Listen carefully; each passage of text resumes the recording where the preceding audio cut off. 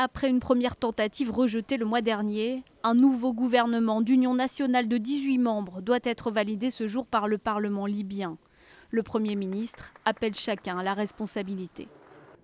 Nous espérons que le Parlement est conscient de la gravité de la situation actuelle et qu'il prendra la bonne décision en approuvant ce gouvernement, en lui donnant sa confiance pour qu'il puisse commencer à travailler et faire face aux menaces actuelles.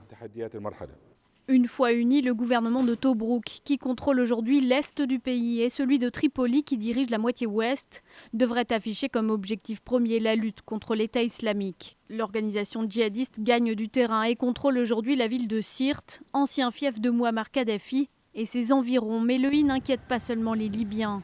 Avec des camps d'entraînement et des combattants nombreux dans le pays, la présence terroriste est aujourd'hui aux portes de l'Europe.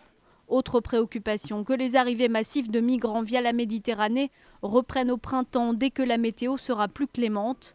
Si la situation sécuritaire ne s'améliore pas très rapidement et si le ne connaît pas de revers, les habitants pourraient profiter d'une mer plus calme pour fuir le chaos libyen.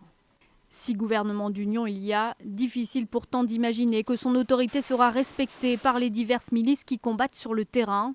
Sans leur union, il ne resterait plus vraiment d'alternative à une nouvelle intervention militaire occidentale, moins de 5 ans après la chute de Kadhafi.